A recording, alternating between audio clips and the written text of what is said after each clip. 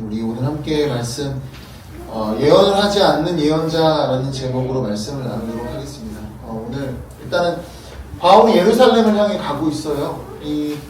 어떻게 보면 3차 선교여행의 마무리를 하러 가는 과정 가운데 있습니다. 왜 간다고 말씀을 드렸나요? 1차적인 이유로는 예루살렘에 기근이 있었고, 그래서 이방 교회들로부터 헌금을 거둔 거예요. 구제 헌금을 걷어서 그렇게 이제 이 예루살렘에 전달하기 위해서 급히 가는 중이었습니다. 급히 갈 수밖에 없겠죠. 당장에 먹고 살 게 없으니까. 그래서 그렇게 급히 갔던 것 같아요. 많은 돈을 챙겨갔을 것 같아요. 네. 두둑해서 마음이 편했나? 여러분, 하지만 또 하나 이 바울의 사정이 있었습니다. 여러분, 그런데 바울이 예루살렘으로 가는 길에 바울을 막았던 사람들이 있어요. 누구였을까요? 바울의 이 길을 막아서는 사람들이 있었습니다. 여러분, 성도들이었어요. 성도들. 오늘 말씀도 4절 말씀을 보면은요, 우리 4절 말씀 오늘 읽어보진 않았지만 한번 같이 읽어볼까요? 4절입니다. 시작. 제자들을 찾아 거기서 이래를 머물더니 그 제자들이 성령의 감동으로 바울더러 예루살렘에 들어가지 말라 하더라. 아멘. 교회를 찾아갔는데 거기에 제자들이 뭐라고 얘기하는 거예요? 바울 보고 가지 말라고 그렇게 요청합니다. 뿐만 아니라 우리 10절과 12절 말씀 우리가 오늘 읽어봤죠. 10절과 12절 말씀도 보면 10절에 아가보라 는 선지자가 등장을 해요. 그가 하는 얘기가 뭐냐면 11절 후반에 보면 이 띠임자를 결박하여, 이 띠임자는 바울입니다. 이방인의 유대인들이 이 바울을 이방인의 손에 넘겨줄 것이다 라고 그렇게 예언을 합니다. 그러니까 뭐예요? 12절에 예루살렘에 올라가지 마라. 어쨌든 하나님으로부터 성령의 감동함을 통해서 이들이 들은 건 뭐냐면 바울에게 뭐가 있을 거다. 환난이 있을 것이다. 결박되고 고통당할 것이다 라는 그런 예언을 다 들었어요. 성령. 바울은 알았을까요? 몰랐을까요? 바울도 알았어요. 그 전에 우리 20장 말씀 보면은 오늘 PPT는 없지만 24절 우리 25절 끝에만 제가 읽어드리면, 이제는 여러분이 다 내 얼굴을 다시 보지 못할 줄 아노라. 이게 마지막이라는 것을 바울도 짐작하고 있었습니다. 그리고 이 수많은 제자들도요, 아마도 이 바울에게 닥칠 일들 때문에 바울을 사랑하는 마음으로 하나님의 뜻이 거기에 있지 않았을 거예요. 이 길을 걷는 것에 대해서. 여러분, 바울의 길이 어떤 길인 것 같으세요? 십자가의 길입니다. 고통스러운 길이고 어려운 길이었어요. 그런데도 수많은 제자들이 또 선지자들이 나서서, 예언자들이 나서서 가지 말라고 만류하는 상황이 오늘 말씀 가운데 기록되어 있다라는 겁니다. 여러분, 그런데 오늘 말씀해 보시면은요, 8절 말씀에 보면 어디에 갔어요? 가이사랴라는 곳이 어디냐면은, 가이사랴가 이 황제 이름이잖아요. 유대를 다스리기 위해서 특별히 만들어 놓은 도시예요. 그래서 거기 이제 총독이 보통 있고, 우리도 옛날에 보면 이 나라를 다스리기 위해서 일본이나 이런 제국들이, 그런 나라들이 그런 것들을 세워놨어요. 총독이나 이런 것들. 그런 것처럼 세워놓은 겁니다. 그러나 여기 거의 예루살렘에 거의 근접해서 어디에 가나요? 빌립 누구도 혹시 기억하시나요? 빌립 집사예요, 집사. 7 집사 중에 하나고 전도자로 나왔던 그런 사람입니다. 자, 그런데 이 빌립 집사에 가니까, 집사 집에 가니까 누가 있어요? 한번 9절 말씀 한번 읽어볼까요? 9절입니다. 시작. 그에게 딸 넷이 있으니, 볼륨을 좀 줄여야 될 것 같아요. 울려서. 자, 빌립 집사 집에 가니까 딸이 있어요. 4명이나 있어요. 다 어떤 사람이에요? 처녀로 예언하는 자래요. 지금 근데 계속 뭐가 나왔어요? 이 말씀을 두고 예언과 관련된 이야기가 나왔어요. 가지 마라. 거기 가면 어떻게 된다? 결박된다라는 게 계속 나옵니다. 더군다나 여기는 처녀, 약간 뭔가 더 무당 그런 건 아니고요. 그러니까 선지자, 하나님 그런 것들 예언하는 그런 자였던 겁니다. 하나님 은사를 받아서. 그런데 여러분, 나중에 뒤져보시면 좋겠지만 이 빌립의 딸들이 예언을 할까요? 안 할까요? 안 합니다. 지금 다 나서서 뭐예요? 예루살렘으로 가는 길을 다 막아서고 있잖아요. 가지 마세요. 가면은 죽습니다. 가면은 큰 일이 생깁니다. 이 유대인들이 이방인들의 손에 당신을 넘겨줄 겁니다. 가지 마세요. 예루살렘에 가지 마세요. 그렇게 만류하고 있다는 거예요. 근데 이 수많은 이 여러 예언자들이 나서서 바울조차도 그 예언을 하나님 성령으로부터 들었는데 정작 이 딸 넷은 뭐예요? 말씀 보시면 예언한 내용이 없어요. 그 뒤에 나오는 건 유대로부터 온 아가보 선지자가 예언하는 내용만 나옵니다. 무슨 일일까요? 아니 이상하지 않아요? 예언도 하지 않는 예언자를 여기 예언하는 사람들 그렇게 많이 나오는데 예언도 하지 않는 예언자를 기록을 하고 있고 굳이 예언자라고 얘기를 하고 있어요. 딸 넷에 대해서. 여러분 뭘까요?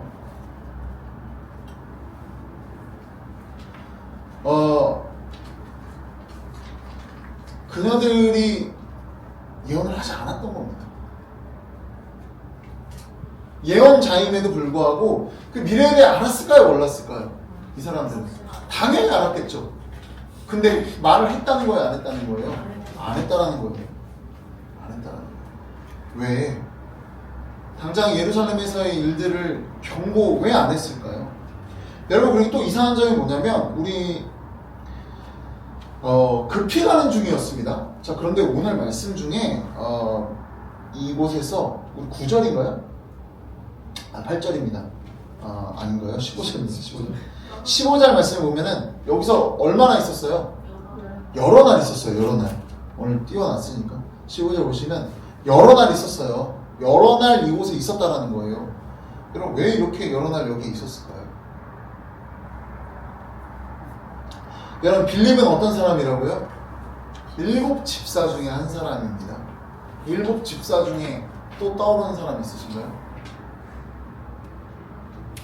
빌립하고 또 한 사람. 우리가 아는 사람은 거의 알고 있는 사람 스토리 나온 사람 둘밖에 없어요. 생각이 안 나요. 스테반. 스테반. 면류관, 스테파노스라는 이름이 면류관이라는 이름인데 이 스테반 집사가 헬라파 유대인들 중에서 스테반 집사가 있었습니다. 여러분 사도행전 7장으로 한번 돌아가 볼게요. 제가 말씀해놨는데 우리 사도행전 7장 58절 59절 한번 같이 읽어보도록 하겠습니다. 같이 읽어보겠습니다. 시작. 성 밖으로 내치고 돌로 칠세 증인들이 옷을 벗어 사울이라 하는 총명의 발에 두니라. 그들이 돌로 스테반을 치니 스테반이 부르짖어 이르되 주 예수여 내 영혼을 받으시옵소서 하고. 아멘. 여러분 사울이 누구예요? 이거 누구예요? 이거 바울이에요. 바울. 여러분 스테반 집사가 복음을 증거하다 어떤 일을 겪었습니까? 죽었어요. 순교했어요. 십자가의 길을 먼저 걸었던 사람이 누구예요? 스테반이었고요. 그것을 바로 앞에서 목격했고 뿐만 아니라 그의 죽음에 일조한 사람이 누구예요? 바울입니다. 바울이 오늘 스테반 집사와 함께 집사였던 빌립 집사의 집에 굳이 찾아와서 그 집에서 여러 날을 머물고 있더라는 거예요. 왜였을까요? 바울이 이 빌립 집사의 집에 왜 찾아왔겠습니까? 여러분 바울이 빌립 집사의 얼굴을 보고 그와 대화하면 누구를 떠올릴 수밖에 없었겠어요? 스테반 집사를 떠올릴 수밖에 없어요. 여러분 이 바울이 오늘 빌립 집사의 집에서 들어갈 때부터 그는 이곳에서 뭘 얻고 싶었던 거예요? 확실한 결단과 다짐을 얻고 싶었던 겁니다. 이미 얘기했겠죠. 자기의 미래에 대해. 그렇지만 나는 그래서 당신에게 왔다는 걸 얘기했겠죠. 그러니까 뭐예요? 이 처녀들이 예언자였음에도 불구하고 예언할 필요가 없어요. 그도 이미 알고 있고. 하지만 그 길을 걷겠다고 하니까요. 여러분 바울은 빌립 집에서 이런 자신의 의사를 분명하게 밝히고 각오하는 시간을 가졌을 겁니다. 그러니까 예언은 무의미한 거예요. 그래서 4명이나 있었음에도 불구하고 수많은 예언자들과 제자들이 성령의 감동함을 입고 바울의 미래에 대해 예언했음에도 불구하고 어때요? 이 여인들은 예언하지 않고 있더라는 거예요. 여러분 바울은 너무나 필요했던 겁니다. 먼저 십자가의 길을 걸었던 스데반 집사의 각오와 그 길을 다시 한번 돌이키고 싶었던 거예요. 누구를 통해서? 빌립 집사를 통해서. 여러분 우리가 정말 이 십자가의 길은 신앙의 길은요 좁고 협착한 길이죠. 너무나 힘든 길이에요. 그냥 순탄한 길이 아니더라는 겁니다. 우리가 진짜 저는 그래요. 전도 축제할 때 한번 그런 얘기를 했어요. 좋은 거 아닌 것만 처음 본 친구들. 교회 오면 부자가 되고, 교회 오면 건강해지고, 교회 오면 예수님을 믿으면 우리의 마음이 평안해지고. 물론 틀린 얘기 아닙니다. 하지만 그것은 본질이 아니더라는 거예요. 당대의 수많은 유대인들이 예수님의 이 본질적인 십자가의 길을 부정했기 때문에 그들은 예수님을 거부했던 거였거든요. 그냥 우리가 걸어야 될 길은요 십자가의 길이더라는 거예요. 좁고 협착한 길이더라는 거예요. 여러분 그러면 이 좁고 협착한 길을, 이 고난의 길을 우리가 걸으려면 어떻게 걸어야 될까요? 여러분 스테반 집사를 만나야 되는 거고 빌립을 만나야 되는 거고, 바울도 혼자 할 수 없었던 거예요. 그가 이 십자가의 길을 걸으면서 얼마나 힘들었어요. 우리 지난번에 기억나세요? 혼자 길을 걸었던 거. 그리고 예배를 통해 부활을 경험해야만 했고, 그리고 또 그는 오늘 누가 필요한 거예요? 먼저 십자가의 길을 걷는, 함께 걷는 그런 동역자들, 그런 가족들을 만나야만 했던 겁니다. 물론 우리 십자가, 진짜 먼저 십자가의 길을 걸으셨던 분이 계시죠. 예수 그리스도가 계십니다. 그 길을 따라야 되겠지만 우리는 너무나 연약해요. 예수님만으로 따라가야 될 것 같지만 되나요? 그래, 연약하기 때문에 주님 우리에게 뭘 보내주세요? 공동체를 보내주시고 계시더라고요. 여러분, 아담을 먼저 창조하시고 그 다음에 하나님께서 누구를 만드셨어요? 하와를 만드셨어요. 왜요? 혼자 있는 것이 보기 좋지 않아요. 여러분, 하나님께서는 우리가 혼자 있는 것을 결코 좋아하지 않으세요. 여러분, 우리 옆에 하나님께서 반드시 함께 이 길을 걸을 동역자들을, 또 공동체를, 가족을 보내주시는 줄로 믿으시기 바랍니다. 여러분, 이 십자가의 길을 함께 걸어야 돼요. 누구 혼자 걸으면 어떤 일이 벌어져요? 너무 힘들어요. 제가 한 번은 난지도에 청년들이랑 고기 구워 먹으러 간 적이 있었어요. 근데 딱 저기 어느 집단 무리가 있는데 딱 보니까 제가 얘기했어요. 저기는 교회다. 제가 왜 그렇게 추측했는지 아세요? 어떤 한 자매가 고기도 굽고 설거지도 자기 혼자 거의 다 하더라고요. 세상에서 그러면 난리 나요. 왜 나만 해? 이렇게 되는데 그 친구가 혼자 그걸 감당하고 있었던 거예요. 어떻게 보면 십자가의 길을 혼자 지고 있는 거예요. 여러분, 근데 사실 그러면 안 되죠. 어떻게 됐어야 돼요? 같이 했어야 돼요. 여러분, 이 힘든 길이요, 혼자 하면 진짜 힘든데 같이 있으면 견딜 수 있습니다. 여러분, 저는 이 말씀이 굉장히 저에게 큰 위로가 됐었어요. 왜냐면 앞으로 걸어야 될 하나님 말씀에 순종하는 그 길이 결코 순탄치만은 않을 텐데, 근데 이 말씀을 주시면서 저에게 위로를 주시더라고요. 너 혼자 안 거다. 걱정하지 마.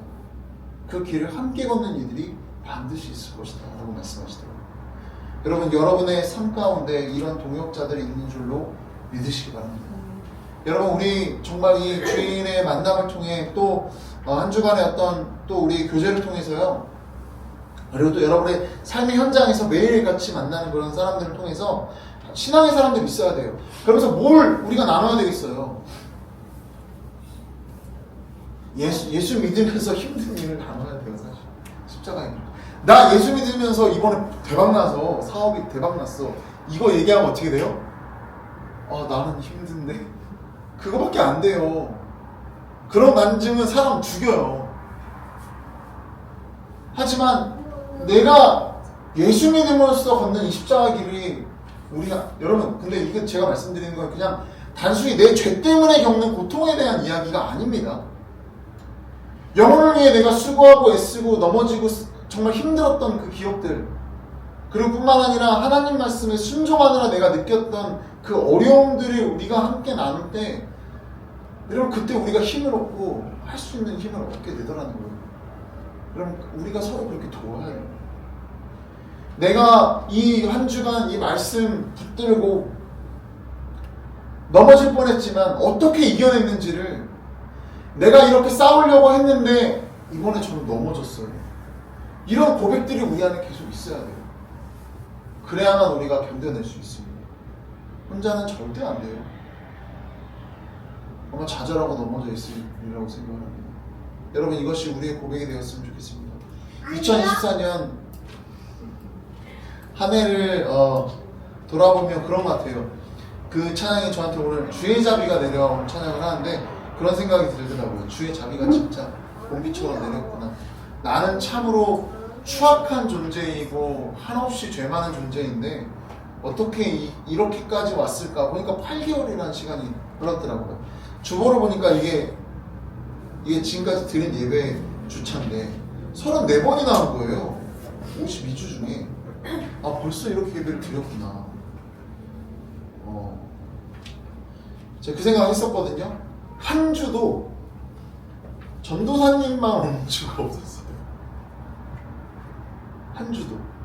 연하자매가 일이 있어서 빠진 날도 누군가 한 명이 오고,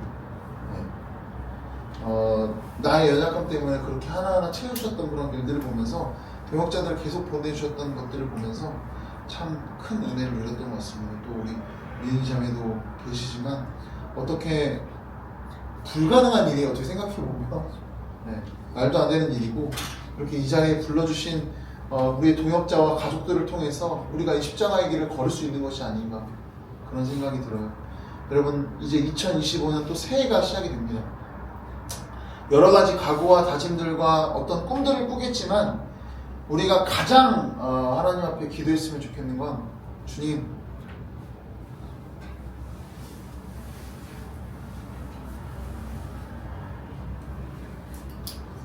말씀대로 살게 해주세요만. 순간순간마다 주시는 그 말씀대로 살 수 있는 우리가 되게 해달라는 그런 각오와 다짐들이 새겨지는 2025년이 됐으면 좋겠습니다. 그리고 그 다짐들이 우리 모두의 고백으로 쌓여갔으면 좋겠어요. 그렇게 우리 공동체가 넘어지기도 하고 쓰러지기도 하고 또 일어나기도 하고 함께 울며 함께 웃으며 한 그 기억들을 통해서 하나님의 역사를 누리는 그런 놀라운 하나님의 일을 경험하는 그런 복된 우리 모두가 되었으면 좋겠습니다. 기도하겠습니다. 사랑과 은혜가 풍성하신 아버지 하나님,